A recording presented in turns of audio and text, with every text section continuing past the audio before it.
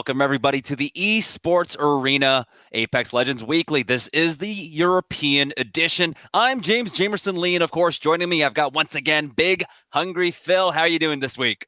I'm good, thanks, buddy. I was wondering for a second there if you'd memorized my name enough to do the same way you'd introduce yourself, but it doesn't matter. I'm not going to hold it against you. Yeah, glad to be here.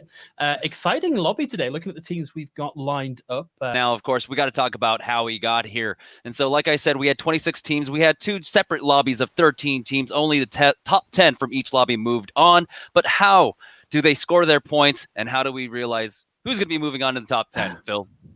So the basic breakdown is, and it's a breakdown that we're going to be following through into this finals bracket as well, is points for placement. So 12 if you finish at the top and then slowly descending down from there. And then points for every kill that you can rack up as well. So you can have an incredibly poor placement and get lots of kills early in the game. It's a weird circumstance, but you can make your way through the bracket that way. Normally a lot more common to get a sort of middle placing for both and climb up the bracket that way. But thinking about how we got here, I want to look specifically at Triumph, who have had a really, really strong run through the 3 qualifier rounds.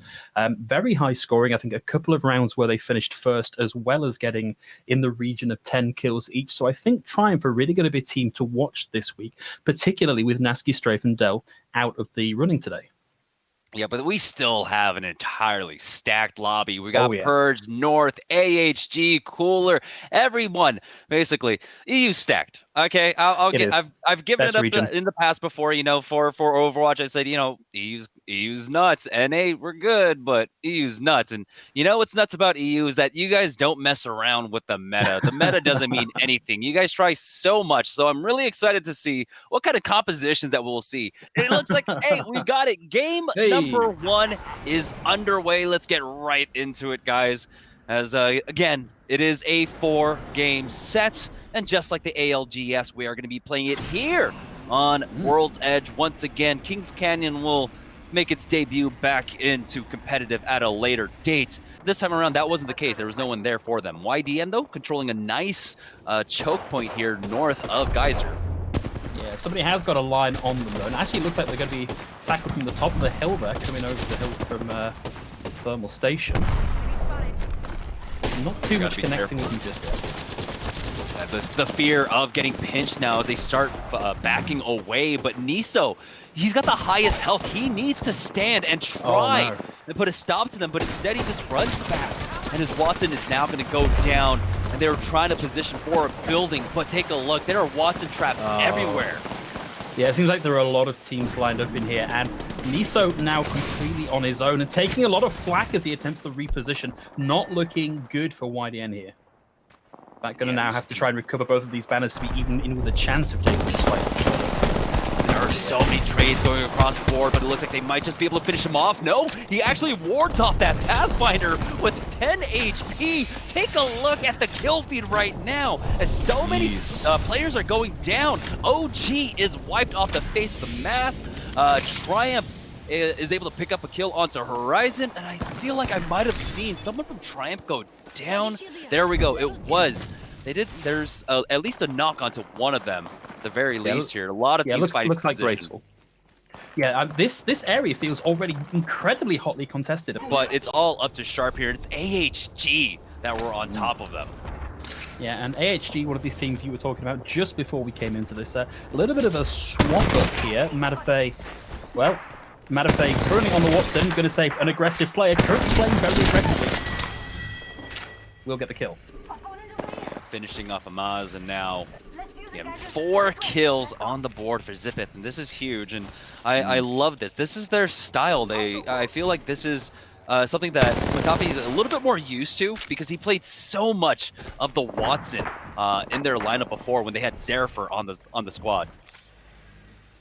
Still, a little bit of an adaptation coming in from what we've seen from this team recently. Got to expect it's going to take them a little while to adapt to these updated roles, but nice dive in from Zippeth. Wasn't quite able to get credit for that kill, but I love the aggression we saw from that guy. One Matey going down along with Zippeth here. As Matafe has to back away. Those Kuya, Arcstar's coming in. Kuya barely surviving there. 30 HP. He gets the bat off. Nice spray down. Isn't going to be enough damage now as he goes down.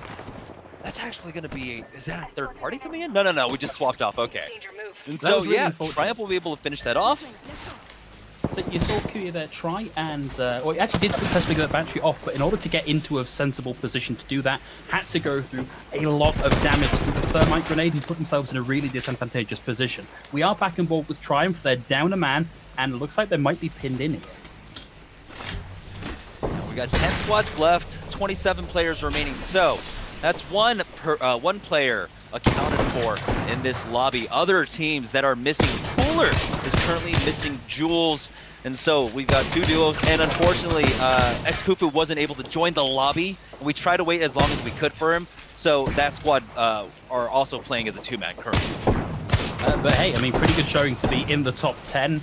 I don't want to flat out say that they're just hiding from the rest of the fights and hoping for the best, but hey, if you are down a man from the start, it's a pretty valid strategy. But look at the way that Triumph are currently playing them. They know they've got a relatively defensible position, and they've got armor swaps available to them. They've got the Watson shield generator there. They can hold out here for a long time. And if you look at the damage that we've currently got, the R99 and the Wingman currently for Mady, that's a huge amount of spray down potential. It's a huge amount of headshot burst potential. So these guys can afford even a man down to just wait this out, wait for the fight to come to them. There is a 3-team kind of standoff on the western edge of the map right now. I don't know exactly who's involved in that, but that can be explosive. There's about 10 seconds before the ring starts closing right now. Triumph might be getting pushed, though, by Nasky Strafe. Excuse me, Nasky and Otter. It just rolls off the tongue. Like, yeah, that team name combination just rolls off the tongue. But it's actually Elenitas getting into a fight here. They've already lost one. The Massive now, not enough damage, and that was the Massive that they inherited, of course, from the fight before against North. And it looks like it's just not doing enough damage for anyone. Back on board with Nasky as he tries to push forward. That R-Star doing so much damage, he gets stuck! Somehow survives. Now he has to back away, though. Too much damage taken. Pops that Q to get into his building now. And now that fight is just over. Yeah, that was very close there for Nasky. You almost saw him think better of getting out of there. You saw him bring out the thermite, ready to try and just block off the line of retreat. You can almost see the comms of like, no, don't take this fight, don't take this fight. Let's back up, reset, let's get our health back up and go in for the next fight. And I think that might have been the situation. Karma Heads prevailing there might have been a sensible way to play this, because they can just get out of that. It seems like we're going to swap over to BDS. And these guys are looking kitted out. Look at the armor for these guys. Skullpiercer rifling on the Wingman. This is a great position, particularly as this ring is going to start to close in and drag people over towards them. It looks like with the traps that they have set up right now that we can see, they have full control over this boat building here. Psychop! Good damage, but he does have to back away, and we get to see the strength of the new gold armor now. 1 cell, 50 HP healed off of that, and of course they've even got the Watson Jenny on top to really work that out. 7 squads remaining, 19 players left here as the ring closes. And again, though, for BDS, you can see them popping out just to take pot shots here, and that's a nice amount of damage out from Psycho. It's not going to be enough to secure anything, but if they can stop people moving in as the ring advances onto them, that's going to be great for them. Instead, it's the drop down here. Yeah, Psychop realizes, of course, with that good headshot that he got, having that skull piercer, he was able to deter that team that was just south of them. So he goes for the peek now, but he might have bitten off a little bit more than he could chew. Has to get inside here as his armor's almost cracked. But Krema is still up top, trying to get some damage on the Chisati through the window, getting a knock on to Rugby, now pushing up on top. Psychop with the Wingman, having a little bit of difficulty, but he hits that last shot. Will be able to finish off Otter. That's Nasky, Otter, and Epsilon's in style out here, as Purge will fall as well. Now we're down to the final 5 squads. Yeah, back on board with Chimkin. And I was like you. I was getting ready to criticize that aggression that we saw coming out, getting onto the high ground, trying to sink the teeth into the Gibraltar Dome, but they just pushed through. They found the damage, and they took the advantageous position of being inside the Gibraltar Dome, exactly where they had control of the enemy position. And it worked out brilliantly for them. They're still in a fantastic position, and Rug taking a bit of a flak on the way in is going to get knocked down. They do have the Gibraltar bubble to work with. Blue armors across the board, though. With the Guardian Angel, basically gets it back up to full. Someone's up top with the EVA 8, doing a lot of damage to them. Has to back away. no, Gamers Origin is going to lose Sirius now, as Triumph are getting in on this as well. Cooler goes down. That's going to be JMW to finish them off now. But here we go. We got JMK up on top with the wingman. It's Sanya getting decent damage. He's giving up the high ground now, though. He's trying to back away with a huge shot, but the Mastiff just is not doing enough damage here. Triumph on top of the building, but now Maydee's in a little bit of trouble here. He's taking so much damage. Maydee tried his best, but he will fall. And Triumph will be able to finish off top 2, but it looks like we saw them inside the building. I believe it was them anyhow. Able to just win it out, heading that position, of course. We saw them really doing a good job. Great job coming out from BDS. We talked about it. Good control. Of course, being favored the end zone circle there, having excellent control over it with the Watson traps. Excellent coming out from them. Triumph, though, despite all that, getting second, only picking up 4 kills there. And so they're going to have a very similar scoreline to our third place team in Gamers Origin, who were able to pick up 7 kill points along with their third place finish. And so this is still pretty competitive amongst right now our top 4 teams. Sometimes, let's not call it slow and steady, but competent and thorough and planned and patient is the way to play this. You know, Gamers Origin came out with 14. They finished 3rd. They got a couple of kills. And if they can keep doing that throughout the course of the evening, then that consistent performance is really going to help their chances. And they're going to get the fight going already. Natsuki's got a Sentinel, though, so he doesn't have, like, the best weapon to really work with now. Oh, my God. But it looks like they are still trying to chase them down currently. Haka's taking so much damage. He had a purple and had to pop it. Got cocky with that one.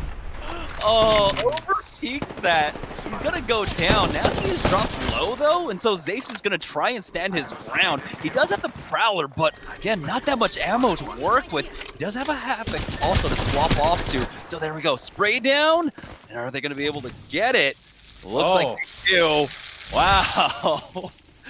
Boy, that really could have gone the other way. That was really so close to being disastrous for Alliance. All right, so it's 1-1. This thing, particularly Ippenko, staying on the high ground, just dropping in those gas canisters. But this is already going the other way for him.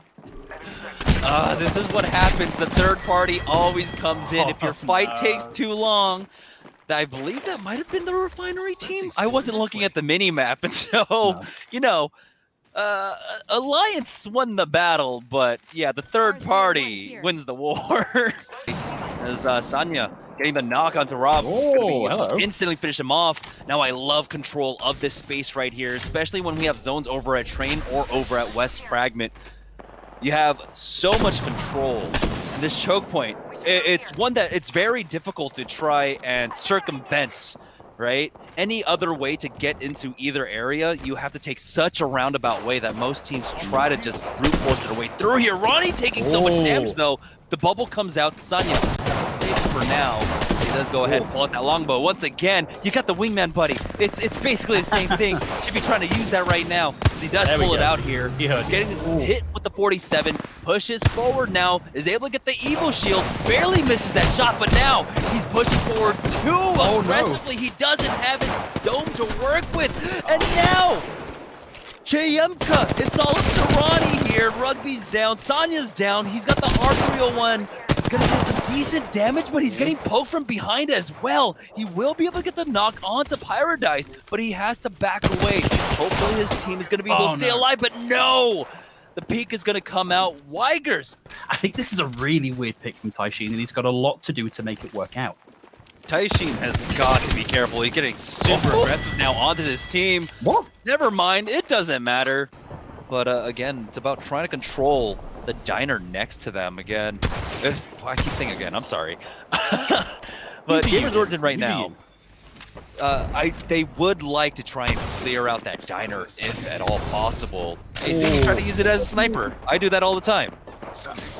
Well, the swap over the charge rifle proving a little more effective there. But yeah, a couple of wasted shots in the Mastiff. It's not the PK. It doesn't work like a sniper rifle. This one, huge amount of damage, but a beautiful Gibraltar dome to stop the finish. Receiving, getting the Gibraltar ultimate coming down. The defensive bombardment here has This is going to spell trouble for that squad in the middle of the park. Oh, he's getting laid into it. There's more aggression coming out from the north. I don't know exactly who it is, but Gamers Origin desperately want these kill points here. They're trying their best, but it's Elitist who ran away from that train station, and they will be able to find some refuge behind these boxes, but now they're forced away from the cover on the north side here. Well, we are now getting to the exponential portion of this fight. As the ring starts to close in, it's going to get a lot more kill happy. You can already see that looking at the right hand side, looking at the kill feed. We're down to 12 squads now, and the ring is going to be getting closer and closer. 12 squads left in this space means that there's not really a lot of places to hide, and a rotation out of this position of boxes is more or less impossible. They need to just hunker down and wait, because the fight has to come to them. There is nowhere they can move until, at the very least, we get a Wraith portal available to take them out of this killing field. AHG have just lost 2 members. We've seen it on kill feed, but Elitist, Rian tried to go for the rotation, and he goes down. And that's the Wraith portal as well, but looks like he will be able to pop a res. That would have completely stuffed up their chances. Now on board Weigers, who are playing underneath the train tracks here. And they're pretty far from that ring. They need to be able to clear this team out. They've only got 27 seconds to do it, but good damage coming out from Rob. 71 onto that Watson. He will be able to get that knock. Drops, goes down. Mox goes down. They're going to be able to finish this off and maybe have a clear path for this rotation. No, Paradise goes down. In the playgrounds. They thought they were safe. Somebody just on the right-hand side. Paradise looking particularly unhealthy at the minute, and in fact will get knocked down entirely. So now a 2-man squad for Weigers and 8 squads left in the game. The ring closing in. No time to stop and shield up, I'm afraid, Robbie. Yeah, they needed to finish that fight long ago, but Rob just kind of backing off and letting his Wraith take that peek by himself. Got a little bit overconfident, a little bit overzealous, and now they're in trouble in between Fire and the ring, and now they've got a Caustic in front of them. Oh, no. They're going to get knocked. That's going to be BDS once again coming in, but Gamers Origin also answering back. K-Swinny up top. Now it's Purge's someone dropping down low as K-Swinny now surviving. The only surviving member for his team with 15 HP. He's going to be able to get an armor swap, but now, here we go, swapping off onto North. We're playing over by the cafeteria, by the cafe area. Go ahead and push down here. It's 4 squads. They have a great position. They've got the high ground. They've got priority on this ring, and they've got the aim. Tai Sheen laying into someone will be able to finish him off. Man, that was so satisfying to watch. Just every single one of those hitting home. There was nowhere for them to run. They were just waiting for the damage to come in from Tai Sheen, who appears to be making the lifeline work, despite what we were saying earlier about it maybe being a suboptimal pick. If you look at the hop-ups they've currently got for the Wingman as well, like, they are in such a good position here to take the fight as it comes to them, particularly as they can rotate into this building to give themselves the cover as the ring starts to close in. Like, this is absolutely North's fight to win if they play this just right. Yeah, it's a 3v1 right now. Oh dear. Gamers Origin, they're trying to recover their Caustic. I don't know if it's going to be possible here. They got 15 seconds to try and get the res on him, but there's also a solo survivor currently right now. Purge's K-Swinny is currently knocked with that gold shield. Now Gamers Origin won't be able to get that res. Purge is going to try and go for it. Excuse me, someone is going to try and go for it. You're right, someone, somewhere is going to try and go for it. Excuse me. Yeah, K-Swinny's going to get that. And again, we're going to see North in pretty much the ideal position here. The fight's got to come to them. The ring is closing in, but with 4 squads left, this is about to finish out. And just as they pop through the Wraith portal, that's going to be them down to 2 squads now, Jameson. It's going to be North's Tai Sheen versus Elitist now. And, no, that Gibraltar ultimate coming down a little bit too early there. Take a look at the ring. It's going to go ahead and pull right in the middle of the 2 teams, and they have to push out into the open ground. It's going to be the aggressive push coming out from North. There's Tai Sheen is going to get some good damage off. It's RPR picking up 2, and it's going to be North to finish this off. I'm thinking particularly Weigers, despite how well they were set up, they weren't in a great position to make the rotation from where they were to where they were needed to be, and subsequently were just knocked out of the fight completely. I think it's a really great read here from North to be in that position ahead of time in that defensive setup, and a really great play at the end there, the drop of the Gibraltar Dome to give them the shield to fight around that car in the final circle to just buy that little bit of an edge to secure them the win at the end there. I think really well played by North. Yeah, I would also say experience kind of won out for them at this point. North has been playing together for a long time now. Game number 3, Nasky, InStyle, and Otter as they're heading over to Epicenter, but I don't think we're going to see a fight. I'm watching Alliance right now, and they are steering clear of it. They are going over to Skyhook. One-man advantage here, and it looks like they might be porting after him in pursuit. As ASCII is going to be able to heal up, and there we go, instantly into the portal and took some damage, but he has to back off as the Thermite comes right on in, as someone now is going to get the heal from that Watson generator, and they've got to be careful. These fights here in Harvester can be so dynamic, and third parties can come in extremely quickly. Yeah, it's this weird mix of incredibly open and incredibly enclosed. So you can see we've got 2 different bunkers here. They're going to be firing across this gap, just looking for a one pick or one high damage advantage that they can then close the distance on the back of. But look at all the other directions that other teams can come from and take them by surprise, and third, fourth, even fifth party them just to get in. So you're not safe here. You may feel safe behind your Watson pylons with your race forces to get out, but you've got to keep your head on a constant swivel. Yeah, Chayamka and BDS were able to pick off a squad there, and that's why you do have to be careful. There's so many positions. Oh, he opened the door.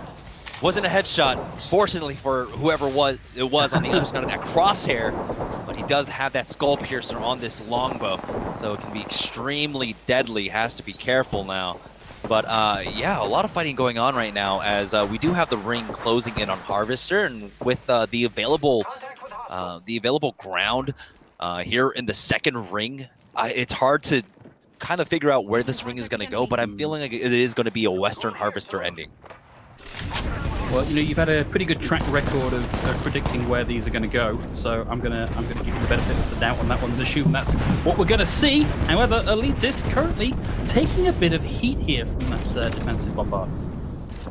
They will be able to back away as Hugo's going to go ahead and pop that cell, but it's Big Wolf who's taking damage now. No shields to work with, but he does have 75 HP, and his team here to back him up, playing on the truck. So this, I don't know if they need to commit into this choke, but it looks like they're going to at least throw some nades in there. Watson generator is going to eat that up. So it looks like they want to continue on this push here. We'll try and take this. The Pathfinder zipline, 36-36, getting decent damage off. Doesn't crack him quite yet, but that might be enough damage for them to feel comfortable to push off of.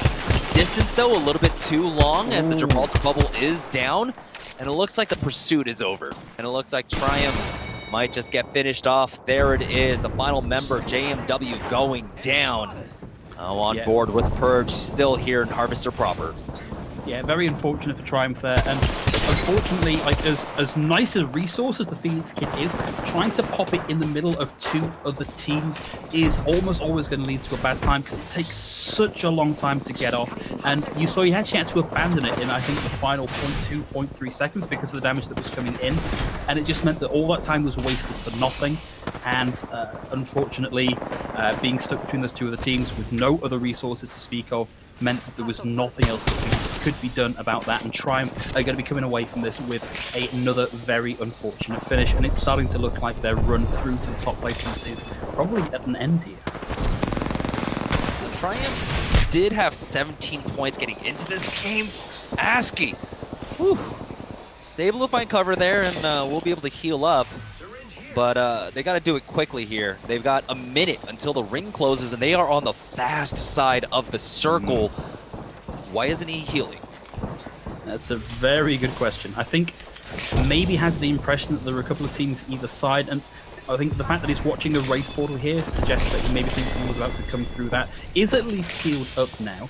9 squads left in the game, as we do see. I think that's OG taken out of it. And the ring closing in quick, and the ring about to close in a particularly open, not particularly defensible area. So How do you take this fight? Do you try and wait until the last second to enter the ring and take whatever high ground or cover advantage you can take, or do you play aggressively? Because there are a few squads here that are down to a single player. You might look out, you might get that kill, you might increase your standings, but also the last thing you want to do is see Hackers get taken out like that just as you're trying to heal up. This is not looking great for Alliance right now, trapped in the middle of that. Looks like they're trapped between a couple of teams here, possibly.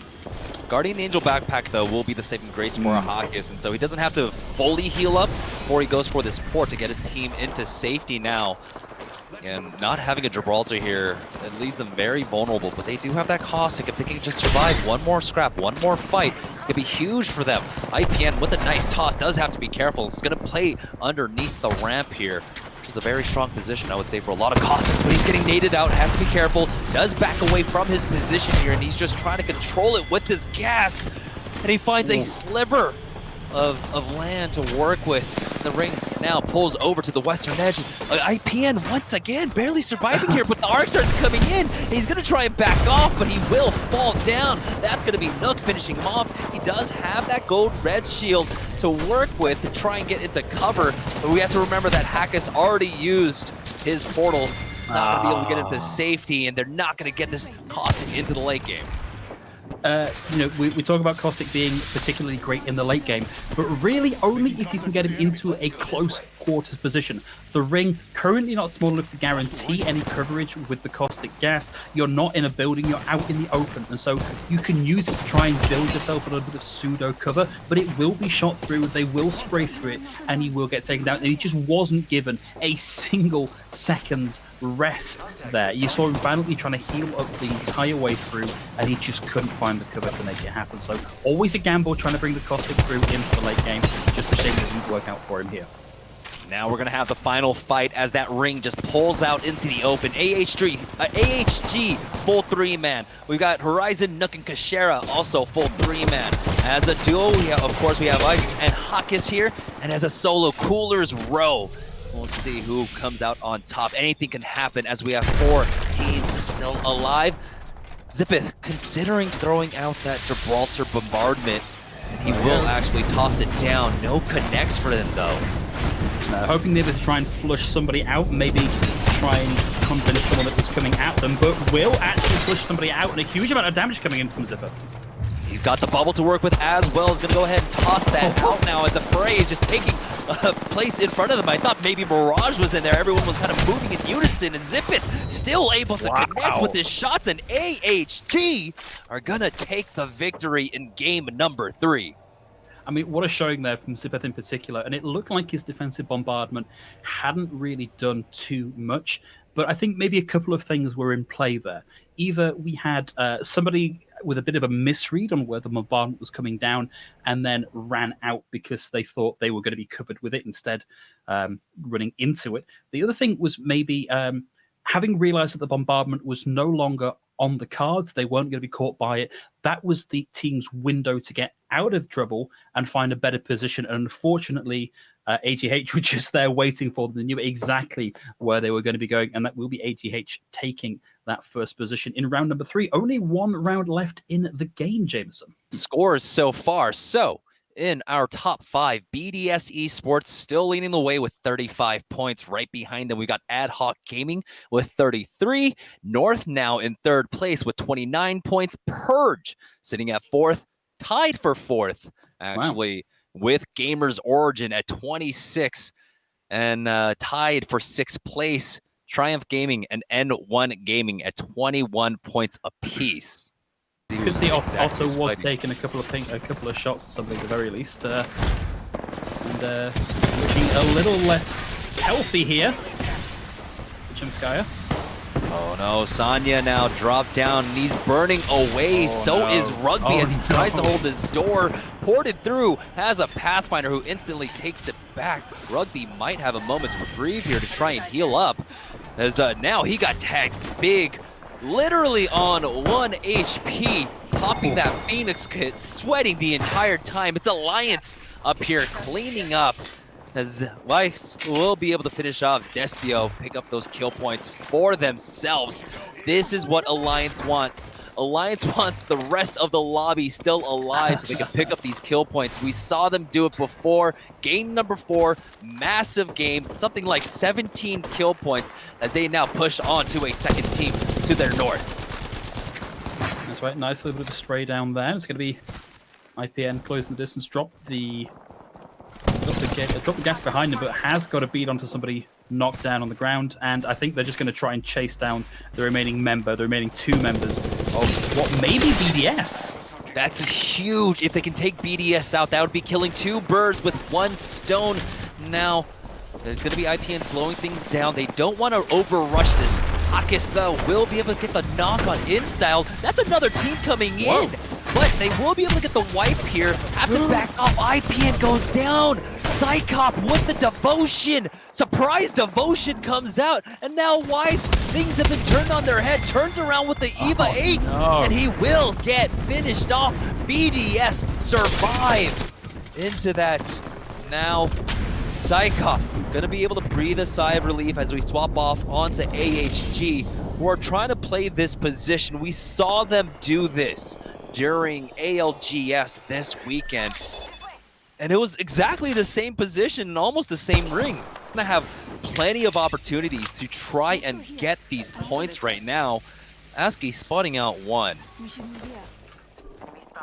That's right, but again, maybe I shouldn't keep coming back to it. Aski's really kind of struggling there, and I don't think they really want anybody in over the top of them. But back on board with North, and Taishin still running the lifeline here and still clearly finding some value with it. This is exactly what I was talking about. AHG have been holding them off, and so they're going to go and push this eastern edge here right into Purge.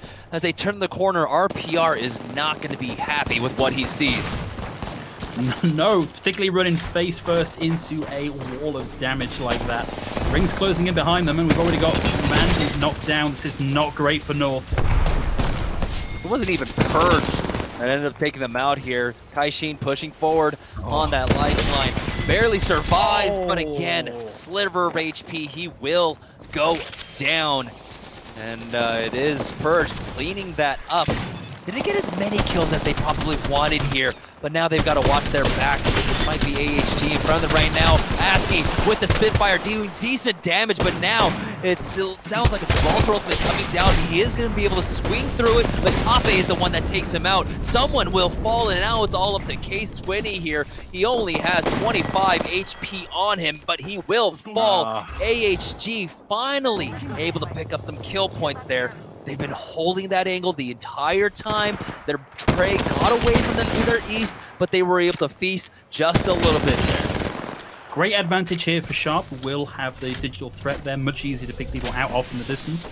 And the spray down he was getting there with the R99 was kind of fantastic. They've got a great position here. They've got some tools to work with. They've got some resources tucked away in those lunch boxes down there.